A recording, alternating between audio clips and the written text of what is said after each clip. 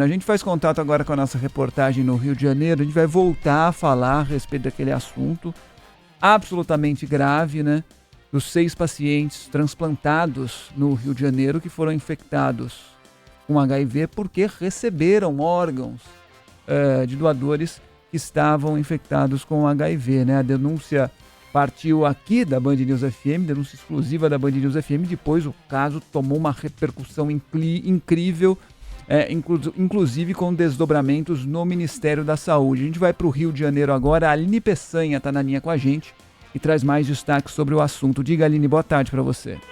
Olá, boa tarde para vocês, boa tarde para quem nos acompanha. Vamos refazer a ligação com a Aline? Perdão, Aline, está muito ruim a ligação, um ruído mais alto do que a sua voz. A gente vai fazer essa ligação com a Aline Peçanha direto no Rio de Janeiro, porque a funcionária do laboratório envolvido justamente nessa contaminação de 6 pacientes, citada pelo técnico responsável pelos exames, presta depoimento hoje no Rio de Janeiro, né? São mais desdobramentos dessa história que você vem acompanhando desde o início aqui na Band News FM. Esses 6 pacientes que foram infectados a partir de 2 doadores que tiveram exames com falsos negativos no laboratório. É uma dúvida que surgiu, inclusive, de ouvintes. Então foi um doador, os órgãos partiram da mesma pessoa que estava infectada, o que é ainda mais grave, porque foram duas situações diferentes, 2 exames realizados que apontaram esse falso negativo. Um paciente que recebeu um coração de um doador morto no Hospital Municipal Adão Pereira Nunes, em Duque de Caxias, e foi a partir dele que se descobriu o caso. 2 pessoas que receberam os rins deste mesmo doador. Então, coração e rins, aí o rim foi cada um para uma pessoa. E no outro caso, 3 pacientes que receberam 2 rins e fígado de uma mulher de 40 anos que morreu no Hospital Municipal Albert Schweitzer, em Realengo.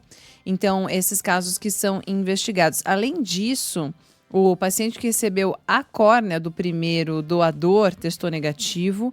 E uma paciente que recebeu um fígado do primeiro doador acabou morrendo logo depois do transplante, mas nesse caso o quadro dele já era grave e a morte não teria relação com HIV. A gente continua acompanhando esse caso das investigações porque os alvos dos mandados de prisão são investigados por crime contra relações de consumo, associação criminosa, falsidade ideológica, falsificação de documento particular e infração sanitária. A Aline Peçanha está de volta para trazer informações atualizadas sobre esse caso. Aline. Exatamente, boa tarde agora novamente para vocês, para quem nos acompanha. A Delegacia aqui do Consumidor, ela continua apurando, né, então a responsabilidade desses envolvidos no caso das contaminações. A gente fala aqui que agora, por volta das 15 horas, a última pessoa, o último depoimento previsto está acontecendo. Quem está depondo aqui na cidade da polícia dessa vez é Adriana Vargas. Ela que era coordenadora do laboratório, ela está depondo porque foi intimada, ela foi citada no depoimento de Ivanilson como a responsável por dar a ordem para o controle de qualidade da sorologia ser feita semanalmente ao invés de diariamente. Essa história foi bastante repercutida, então a Adriana, que foi a coordenadora responsável por dar essa ordem, é quem faz o depoimento nesse momento. Esse depoimento já dura aí mais ou menos 1 hora, até o momento nem ela e nem o advogado falaram com a imprensa. É importante a gente dizer que mais cedo outro depoimento aconteceu aqui na cidade da polícia. Quem falou com a Polícia Civil foi Matheus Vieira. Matheus, que é filho de Walter Vieira, é um dos sócios proprietários também do laboratório PCS Lab. Ele prestou depoimento aqui na Delegacia do Consumidor de forma espontânea. Ele compareceu aqui para prestar esse depoimento. Ele é filho de Walter Vieira, que está preso desde segunda-feira, após serem então expedidos os 4 mandados de prisão. Matheus chegou por aqui acompanhado da defesa, ele não quis falar com a imprensa, o depoimento dele durou aí cerca de 2 horas, terminou por volta de 1 hora, de 1h15 da tarde. E logo depois do depoimento de Matheus, quem falou por aqui foi Ariel Santos, ela que também era funcionária do laboratório, que foi citada durante o depoimento de Ivanilson, Ivanilson, que a gente lembra aqui novamente que segue preso. Ela esteve aqui, prestou depoimento, saiu acompanhada dos advogados, com o rosto tampado. A defesa disse apenas que a cliente é inocente e que ela trabalha no laboratório há 6 anos. A gente conseguiu uma fala bem rapidinho do advogado. O advogado disse que não queria falar muita coisa para poder não atrapalhar as investigações da Polícia Civil, mas a gente escuta aí um pouquinho do que ele conversou com a nossa equipe.